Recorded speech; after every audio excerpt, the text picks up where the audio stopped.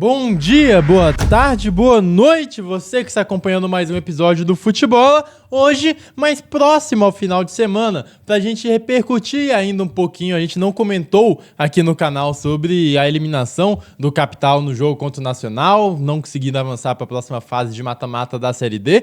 O do Gama já falamos e comentamos milhares de vezes, inclusive fizemos um Sobrevivendo ao Vivo, que deve estar aparecendo aqui, ó, em algum lugar aqui de quem vos fala, da incrível classificação, do gol no último minuto, tudo que aborda está nesse vídeo aí de 20 minutos com entrevista, com as reações, com toda a análise completa para você aí, torcedor gamense, música, ou torcedor do Distrito Federal, ou então da Série D que queira acompanhar um pouquinho mais a competição. Tá lá tudo sobre o jogo. Hoje a gente vai falar um pouco mais sobre essa eliminação do Capital, sobre esse jogo do Capital, e também falaremos um pouquinho do que esperar para esse jogo contra o América de Natal, válido pela próxima fase da Série D para a equipe do Gama. Vamos começar com o Capital. Capital que fez uma boa Série D, na minha opinião, sai de cabeça erguida também, na minha opinião, deu meio que uma reviravolta no ano, um ano que começou muito ruim, não se classificando para o mata-mata do Candangão, teve que garantir a sua vaga na Série D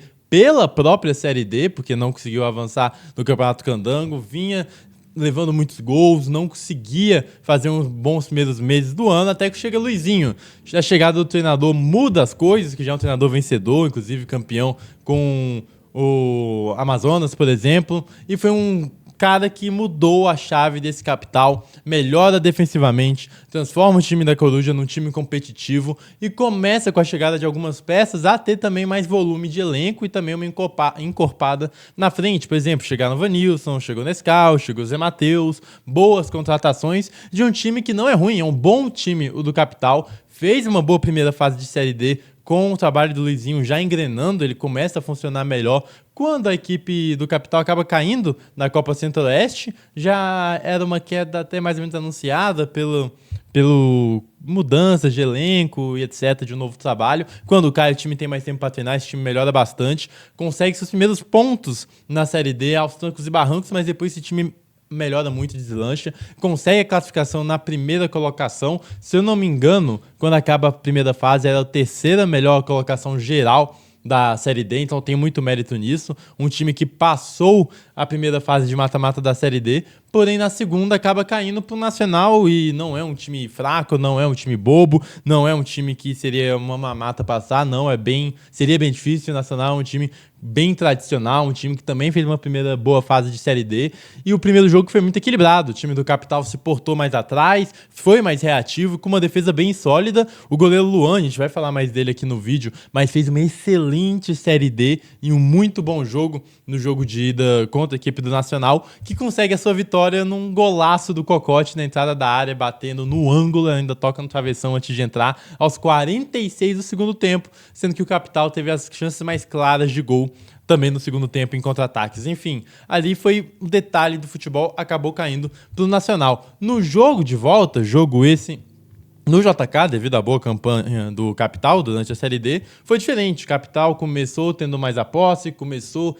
ditando mais o ritmo do que a equipe do Nacional, que aí sim se portou de forma mais reativa. Apesar da primeira chance ser do time amazonense aos 14 minutos, depois de um bate-rebate, acaba a finalização e o Luan faz uma outra boa defesa. De novo, que Série D fez o Luan, inclusive pegando o pênalti no primeiro mata-mata do Capital nessa Série D. Enfim, a resposta ela é imediata depois desse primeiro ataque do Nacional, com o golaço do Renan, que é outro que faz uma excelente temporada, fez uma excelente temporada pelo Capital, já tinha sido colocado entre os melhores jogadores do Candangão, foi eleito o melhor lateral esquerdo da competição, e numa bola que o Vanilson ajeita muito bem no trabalho de pivô mesmo, sobra pro camisa 6 na ultrapassagem, bate muito bem no canto esquerdo do goleiro, batendo cruzado e fazendo um belo gol logo ali aos 15 minutos do primeiro tempo, 1-0, e ali o jogo volta à etapa inicial do confronto, né? Volta num equilíbrio de placares, 1-0 na ida pro Nacional, 1-0 na volta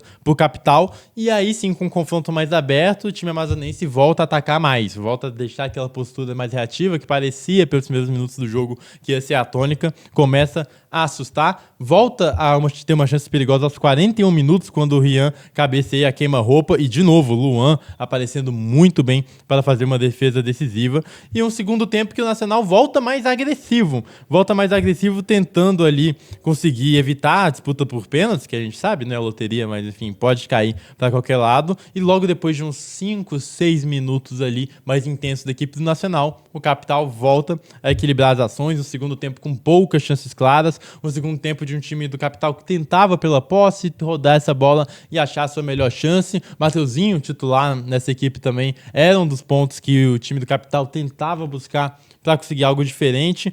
Teve poucas oportunidades claras, tanto o Capital quanto o Nacional também, mas é na reta final que os amazonenses aumentam a pressão. Aos 39 minutos, o Renanzinho arrisca de longe, Luan faz uma boa defesa. E aí, fomos para os pênaltis. E nos pênaltis, fora que ainda teve a chance do Ian, aos 46 do segundo tempo, um chute, mas ela foi um chute forte, em cima, alto, mas realmente foi para a defesa do goleirão do Nacional. Fomos para os pênaltis, e aí nos pênaltis, a gente sabe, tudo poderia acontecer. Foi uma disputa de pênaltis bem cobrados, e que o Luan, de novo, foi peça fundamental, tá? Mesmo com a eliminação, tinha pego um pênalti decisivo no primeiro mata-mata, agora volta a pegar bons pênaltis. Ele até faz a sua defesa, mas aí o jogador do Capital desperdiça a cobrança durante as 5 cobranças normais, vai para as alternadas. Nas alternadas, o Renan acaba batendo para fora, aí o Luan faz uma bela defesa que deixa vivo, e aí, se eu não me engano, o Deizinho acaba também batendo para fora no mesmo lado que bateu o Renan, e acaba aí eliminando o time da Coruja. Mas é uma eliminação, de novo, eu falo de cabeça erguida, porque é um time que melhorou bastante, é um time que mostrou pelo menos ter um norte. Foi uma Série D de um time que teve o norte, não foi uma bagunça. Acaba caindo pelos detalhes do jogo, os detalhes do futebol. Poderia ter feito alguma coisa a mais esse jogo de volta, até achei que sim. Achei que o jogo ficou muito truncado em certo momento, talvez um pouco mais de calma, talvez um pouco mais de acelerar passe na hora de inverter o lado da jogada, mas assim, não foi um jogo ruim, como não tinha sido um jogo ruim na ida, não. O jogo da ida poderia ter facilmente acabado em 1, até com mais sorte, quem sabe, um 2-0 pro Capital, mas aí tem os méritos do Cocote de ter acertado um belo chute no ângulo, e o Capital acaba se despedindo da competição precocemente, pelo que poderia. Agora, por exemplo, o Nacional vai enfrentar o Iguatu, e eu acho até que o Nacional tem um quê de favoritismo. Quem sabe esse favoritismo poderia ser do Capital, caso avançasse, e a gente já poderia projetar um Capital muito próximo do acesso. Enfim, são coisas do chaveamento, são coisas de mata-mata, mas o Capital foi competitivo nessa Série D, se provou competitivo, tanto que é eliminado numa disputa de pênaltis, que pode cair para qualquer lado, assim como o Gama se classificou nos pênaltis. O Capital poderia ter tido a mesma sorte, aconteceu que não, e acaba se despedindo da competição. Mas achei uma boa Série D do Capital, tá? Diferente, por exemplo, da de Ceilândia, diferente da do Brasiliense. Achei uma boa Série D do Capital, e agora ver quais serão os próximos passos, se puder manter o Luizinho para a próxima temporada, eu acho excelente para o Capital, que vem se mostrando um time cada vez mais competitivo, terá a Série D ano que vem, e aí muita bola para rodar, mas saio otimista com a projeção do time do Capital, o tricolor do Distrito Federal. Vamos agora, que já falamos do jogo do Capital, falar de Gama, né? Vamos falar de Gama, não o jogo que, como já falamos, está aqui no Sobrevivendo ao Vivo, 20 minutos sobre o jogo, mas já projetar um pouquinho para o próximo confronto contra o América de Natal. E aqui o azar, né? O azar tanto para o Gama quanto pelo próprio América de Natal, porque são as duas equipes com a melhor campanha geral na Série D. São os dois, inclusive, favoritos para mim. Se pegar só a bola jogada, é só o que fizeram nessa Série D, são os dois favoritos para o acesso, mas coube ao chaveamento que as duas equipes se enfrentassem, inclusive antes das quartas. Porque caso se enfrentassem nas quartas e uma acabasse caindo, ainda teria chance por causa do playoffs aí, nesse novo formato de Série D, onde sobem 6 times, não só os semifinalistas, então ainda teria a oportunidade de um subir, mas não coube o formato que esse encontro fosse nas oitavas de final, e quem cair realmente está fora, o que é uma pena pelo que essas equipes jogaram. Acho que são duas equipes assim de Série C, tá? Que poderiam subir, claramente, são as duas favoritas, mas é o negócio do chaveamento. Chaveamento esse que, por exemplo, já prejudicou muito a América de Natal. Ano passado, 2025, o América de Natal foi eliminado pelo Santa Cruz, que acabou sendo aí o vice da Série D, o campeão foi o Barra, que inclusive eliminou o Ceilândia. E em 2024, de novo, o chaveamento prejudicando a América de Natal, que cai para o Retrô, que acaba vencendo a edição da Série D. Enfim, então é uma América de Natal que pelo terceiro ano seguido pega uma pedreira, pega um favorito ao acesso, coisa que pode dificultar bastante, mas também dificulta o lado do Gama, tá? Porque jogar contra a América de Natal com certeza não estava nos planos assim do torcedor gamense. Se pudesse escolher qual adversário enfrentar, com certeza não seria o América de Natal. E aí, o vencedor nesse confronto enfrentará ou Goiatuba ou Ferroviário. Vamos ver o que vai ser desse jogo. Mas acredito eu, pelo que eu vi de Série D até agora, quem passar desse jogo entre Gama e América de Natal vai ser favorito para o próximo confronto. O primeiro jogo na Arena das Dunas, por causa da classificação geral da Série D. O Gama foi o primeiro colocado com 35 pontos nesse momento, somando tudo, 35 pontos e 11 vitórias. A América de Natal tem 33 pontos e 10 vitórias, por isso o Gama tem a vantagem de decidir em casa. Primeiro jogo na Arena das Dunas, e sabe quem é o artilheiro histórico da Arena das Dunas? Ele, Wallace Pernambucano, jogador aí do Brasiliense nessa temporada, passagens pelo Capital, é o maior artilheiro da história da Arena das Dunas. América de Natal, que fez uma bela campanha, terminando liderança de seu grupo, 10 vitórias, 3 empates e 1 derrota nessa Série D. Detalhe também que o América de Natal passou pelo Fluminense do Piauí e pelo Trem. E diferente do Gama, foram assim, passou por cima, passou o caminhão por cima o América de Natal. O Gama até que fez uma boa eliminatória contra o Misto, por exemplo, passando sem dificuldades, mas a gente viu como foi difícil contra o Porto Velho, principalmente pelo primeiro jogo fora de casa. O América de Natal não venceu o Fluminense do Piauí no primeiro jogo por 3-0 fora de casa, e aí em casa fez 1-0 que bastava, já estava com praticamente a classificação garantida.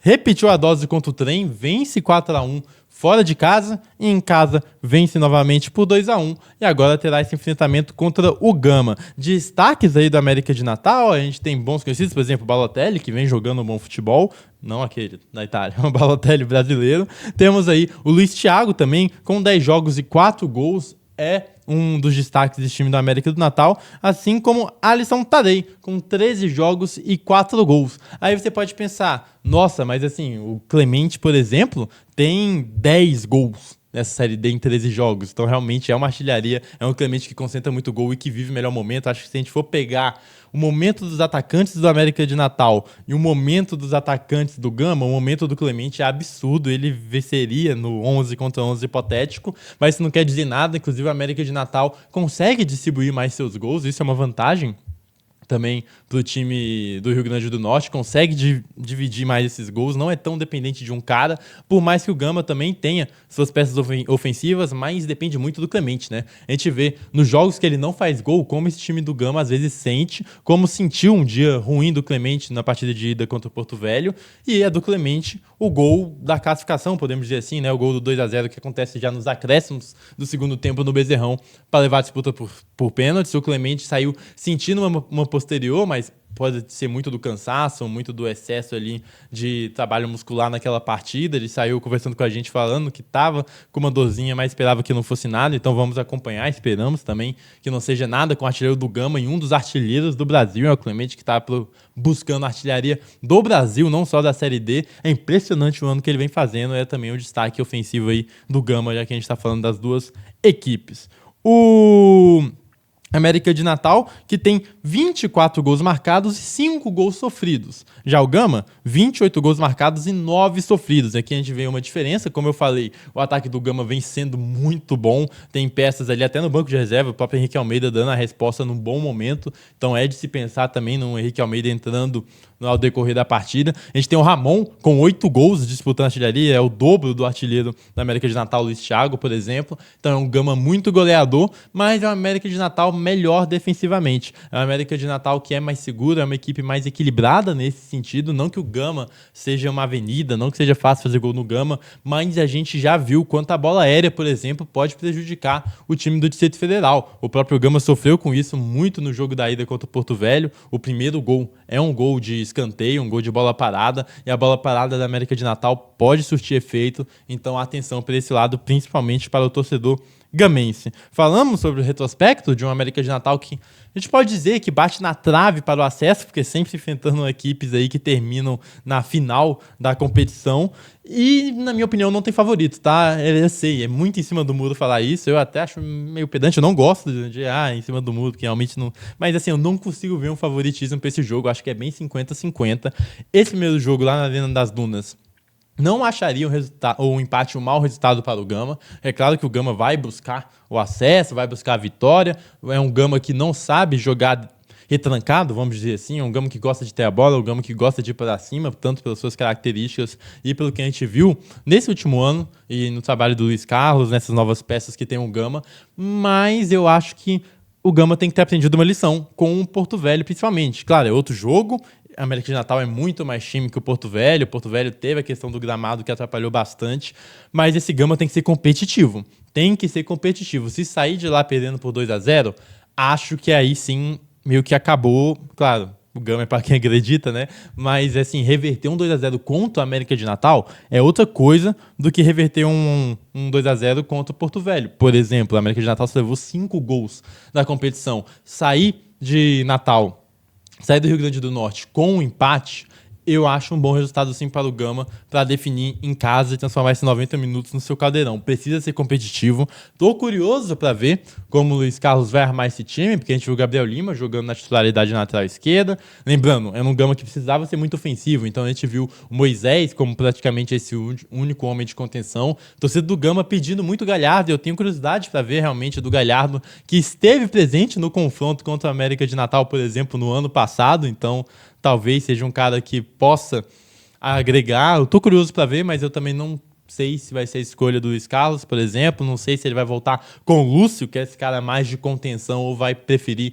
a experiência do Moisés. Fato é que eu não vejo grandes revoluções nesse time do Gama para fazer, não. Mas atenção à bola parada, e esse time tem que ser competitivo. Viu que a coisa tá dando errado, o jogo não tá encaixando, pega esse empate e leva pro Bezerrão. Não tô falando pra retrancar, tô falando pra sentir o momento da partida. Mas claro que o Gama tem totais condições de vencer lá, por exemplo. Não é absurdo, não seria uma zebra o Gama sair de lá com uma vitória, não. É parte do jogo numa partida que eu acho muito equilibrada em 50-50. Enfim, essa aqui é a análise para vocês, um pouquinho do pré-jogo de Gama e América de Natal, falando sobre a eliminação. Já passou um tempinho, mas não podia faltar aqui o espaço do Capital, uma das equipes aí, uma das 4 que disputou essa Série D representando o Distrito Federal. E a gente aguarda o resultado de domingo, que é quando será o jogo. Vamos aguardar um jogo pós-Copa do Mundo, inclusive, tem a final da Copa às 16 horas. O jogo, se eu não me engano, é às 19. E aí a gente vai acompanhar o que foi essa partida. Vamos acompanhar, porque um dos favoritos vai cair. Não será hoje, mas será na outra semana, no Bezerrão. E aí, lógico, como vocês sabem, estaremos lá. Então é isso, mais um episódio, mais um vídeo pra vocês. Segue, compartilha, manda pro seu amigo que não conhece futebol do DF, que é apaixonado pelo futebol do DF, e até para aquele que não liga pelo futebol do DF, porque ele vai se apaixonar pelo verdadeiro futebol, a borracharia, a imensa borracharia de aparatos esportivos, que é o futebol do Distrito Federal. É isso, valeu, até a próxima, fui!